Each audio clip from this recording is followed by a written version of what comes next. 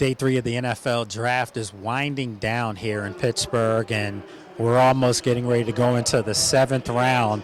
And the Washington Commanders have been very busy today. They had 2 6th-round picks. They have a 7th that will be coming up, and they also had a 5th-round pick as well. Now, over the first day, they had the outstanding pick of the number 7th overall pick, which was Sonny Styles, the linebacker out of Ohio State, who's expected to come right in and become the green dot starter at middle linebacker, that Mike linebacker for Washington. I think he's going to have an impact that's going to be eerily similar to Jaden Daniels' impact from 2 years ago. So now Washington has their catalyst on the defensive side of the ball that they can grow with and perhaps have a guy that can be entrenched at that position over the next 10 years. Now in the 3rd round, Washington selected outstanding wide receiver from Clemson, Antonio Williams, with the 71st pick. Now, this is a guy that a lot of people don't know about, but I can tell you right now he's one of the best route runners of any receiver that was coming out in this year's draft. And for Washington to get him in the 3rd round at pick number 71, I got to tell you, I think it's going to be a really good look for Washington. He's a guy that can come right in and compete. I'm not sure if he's going to be your opening day number 2 opposite Terry McLaurin, but I think he has every opportunity to be. And if you look at David Blau and what he wants to run with his offense, this is a guy that is similar to an Amon St. Brown, maybe not as physical, but as far as being a technician, as far as a route runner, and a guy that is very comfortable underneath, playing in the middle of the football field.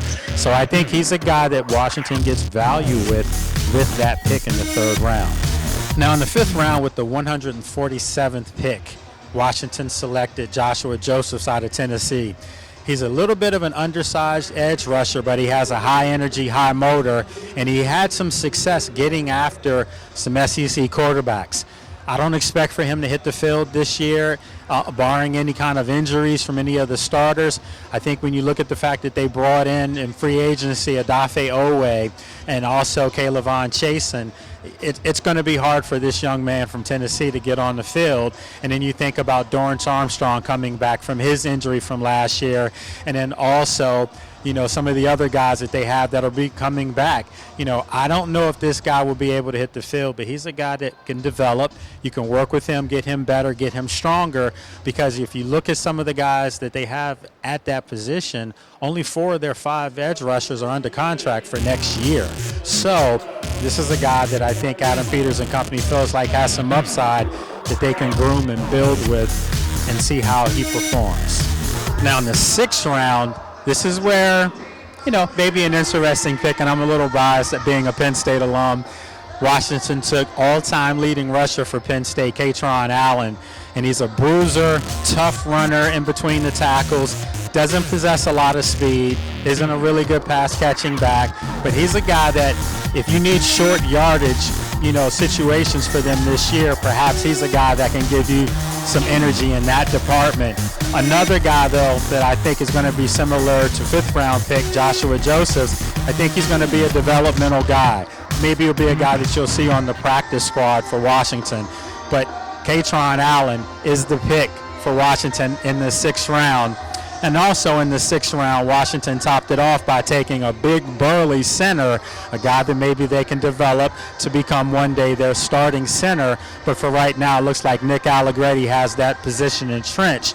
So Washington takes, at the center spot, Matt Golden from Michigan State. Now, Golden was at Wake Forest for 4 years before and played his last year this past season with Michigan State. So those are the picks that are in right now. Washington still has one more unless they make any kind of moves and move back. But right now, Washington still has a 7th-round draft pick. So here in Pittsburgh, culminating a week's worth of long work and a lot of interviews with some of these prospects. As you can tell, like I said before, the fans are out here enjoying a pretty chilly day here in Pittsburgh on the final day of the NFL draft. So from Acrisure Stadium, I'm NFL insider Lake Lewis Jr.